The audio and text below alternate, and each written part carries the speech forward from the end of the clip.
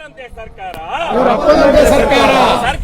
ಸರ್ಕಾರ ಯಾತಕ್ಕಾಗಿ ಹೋರಾಟ? ಅರ್ಕಾವತಿ ನದಿ ಹೋರಾಟ ಸಮಿತಿಗೆ, ಅರ್ಕಾವತಿ ನದಿ ಹೋರಾಟ ಸಮಿತಿಗೆ ಬೇಕೇ ಬೇಕು, ಬೇಕೇ ಬೇಕು. ಹಿರಿಯ ವೈದ್ಯನಾಗಿ ನಮ್ಮೂರಿನ ಕೆರೆಯ ನೀರಿನ ಅವ್ಯವಸ್ಥೆಯನ್ನು ನೋಡಿ ನಮ್ಮೂರಿನ ಜನರ ಆರೋಗ್ಯ, ನನ್ನ ಜವಾಬ್ದಾರಿ ಅವ್ರ ಆರೋಗ್ಯನ ಕಾಪಾಡಬೇಕು. But prevention is better than cure ಅಂತೀವಿ. ನಮ್ಮ ಜನಗಳಿಗೆ ಆರೋಗ್ಯ ಕೆಡದಂತೆ ನೋಡ್ಕೊಳ್ಳೋ ಜವಾಬ್ದಾರಿ ಇದೆಯಲ್ಲ, ಅದಕ್ಕೆ ನಮ್ಮ ಪರಿಸರ ಭಾಳ ಮುಖ್ಯ. ಪರಿಸರ ಅಂದರೆ ನೀರು, ಗಾಳಿ, ನಾವು ಓಡಾಡೋ ಜಾಗ, ಇದು ಭಾಳ ಇಂಪಾರ್ಟೆಂಟು. ಇವತ್ತು 4 ವರ್ಷದಿಂದ ಬರೀ ನೀರಿಗೋಸ್ಕರ ಇಷ್ಟು ಹೋರಾಟ ಮಾಡಬೇಕಲ್ಲ ಅನ್ನೋದು ದುಃಖ ಆಗುತ್ತೆ.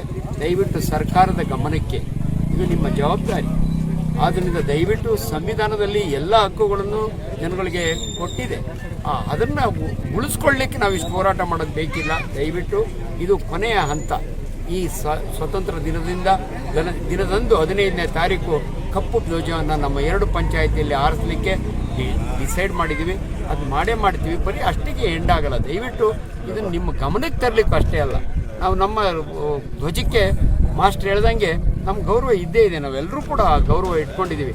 ದಯವಿಟ್ಟು ನಮ್ಮ ಬೇಡಿಕೆಯನ್ನು, ಇದನ್ನು ಬೇಡಿಕೆ